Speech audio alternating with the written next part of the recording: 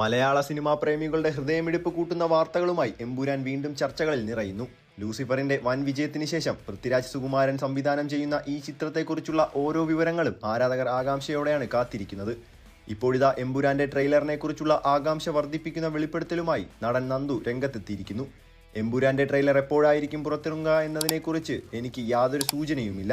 അറിയാമായിരുന്നുവെങ്കിൽ തീർച്ചയായും ഞാൻ നിങ്ങളുമായി പങ്കുവയ്ക്കുമായിരുന്നു. പൃഥ്വിരാജിന്റെ കാര്യങ്ങളെല്ലാം സർപ്രൈസുകളാണ്. അതുപോലെ എന്തെങ്കിലും നമ്മൾ പ്രതീക്ഷിക്കുന്നുണ്ട്.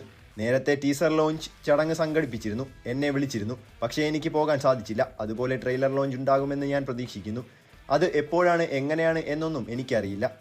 ഇനി വളരെ കുറച്ച് ദിവസങ്ങൾ മാത്രമേ ബാക്കിയുള്ളൂ. 2 ആഴ്ചയ്ക്കുള്ളിൽ സിനിമ റിലീസ് ചെയ്യാനായി പോവുകയാണ്. എല്ലാവരെയും പോലെ ഞാനും വലിയ പ്രതീക്ഷകളോടെ കാത്തിരിക്കുകയാണ്. ബാക്കിയെല്ലാം ജനങ്ങളുടെ കൈകളിലാണ്. എമ്പുരാന് ലഭിക്കുന്ന ഈ ഹൈപ്പിന് കാരണം ലൂസിഫർ എന്ന സിനിമയ്ക്ക് ലഭിച്ച വൻ വിജയമാണ്. ലൂസിഫർ ജനങ്ങൾക്ക് വളരെയധികം ഇഷ്ടപ്പെട്ടു. 2ാം ഭാഗവും നന്നായിരിക്കണമെന്നാണ് എല്ലാവരെയും പോലെ ഞാനും ആഗ്രഹിക്കുന്നത്, നന്ദു പറഞ്ഞു. എമ്പുരാന്റെ കഥയെക്കുറിച്ച് തനിക്ക് യാതൊന്നും അറിയില്ലെന്നും അദ്ദേഹം വെളിപ്പെടുത്തി. സിനിമയുടെ കഥയെക്കുറിച്ച് എനിക്കറിയില്ല, അത് ആർക്കും അറിയില്ല. സിനിമയുടെ ആരംഭകാലത്ത് കഥ അറിയാവുന്നതായി 4-5 ആളുകൾ മാത്രമേ ഉണ്ടായിരുന്നുള്ളൂ. ലാലേട്ടൻ, പൃഥ്വിരാജ്, കഥ എഴുതിയ മുരളി ഗോപി, ആന്റണി പെരുമ്പാവൂർ, ക്യാമറാമാൻ സുജിത് വാസുദേവ്, പിന്നെ ഒരു പക്ഷേ അസോസിയേറ്റ് ആയ വാവയ്ക്കും, അങ്ങനെ വളരെ കുറച്ചുപേർക്ക് മാത്രം അറിയാവുന്ന കഥ.